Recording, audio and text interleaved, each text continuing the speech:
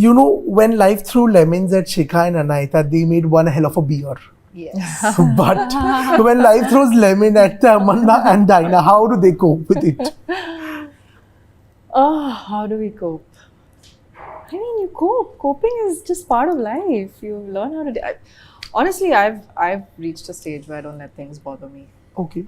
As much as I can, at least. There are certain things that still bother me, but I try very hard to just maintain that distance from and not allowing it to like just to take over. I think that's the word. Okay. So, you look at things objectively, you address them the way you need to, you deal with them, you either put them aside or dive straight into dealing with it or whatever your coping mechanism is. Mm-hmm. But I feel like just not letting things engulf you and take over is important, because you got to do what you got to do for your own peace of mind. At the end of the day, that's most important. Absolutely. So it's my way. What about you? I mean, I think I've always believed that you should be happy that at least lemons are being thrown at you. Because वो भी बहुत नसीब से लोगों को मिलता है. Yes. So the fact that that is happening to you, I just am very mindful of one thing, that the same lemons should not be thrown at me. Okay. I'm okay with new challenges. I just do want the fact that the same lemons are being thrown at me means I'm not growing. So I'm very mindful that I don't mind don't mind challenges in my life. I just don't like the same challenges, because that means like I'm not moved from where I was. Okay. So whenever that kind of a situation comes, I consider it more of an opportunity to. I don't think like you can beat the current. So you have to ride it. So I think that's what I do in situations like that. Amazing. Also, you know, with Do You Want a Partner, we show women in a very strong light. And, you know, we are right now, over the last few years, we've been, talking about women empowerment, women liberation and all. But today, how liberated are women according to you all on an individual level? I think हम खैर बहुत ही protected और बहुत safe environment में जी रहे हैं, तो हम बहुत lucky हैं कि हमें बहुत सा freedom है और बहुत से amenities हैं. कुछ मैं ये भी कहूँगी कि हमने कमाए हैं, क्योंकि हमने वो काम किया है कि we can earn that freedom. But I do feel like there is a lot of India that is yet really struggling. Yeah. And we're very far away from truly feeling safe, liberated, and so many other things. So it's a long journey, but I think the change has to always be individual. So women have to individually start taking it up on themselves as and when they can.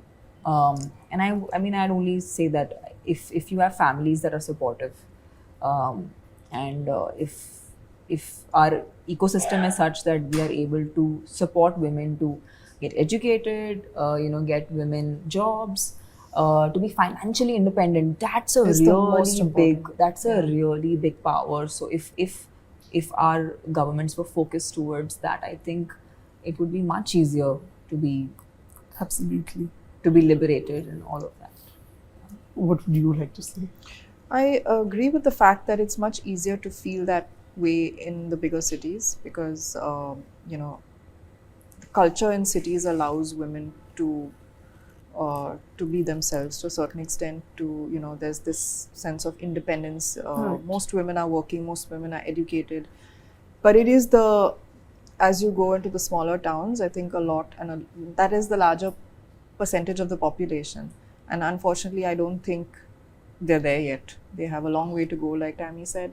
But one has to start standing up for themselves, and it's much easier said than done, because it also is dependent on the situation you're in. Sometimes you can't stand up for yourself for whatever reason, but when you start small and that kind of liberation that you feel, when you do, it kind of helps you to do it more and more and more and in bigger ways later as well. So hopefully that will start to happen. I think there's also more of an awareness now, and there's as more and more women get educated, and also, like Tamanna said, financial independence is a huge thing.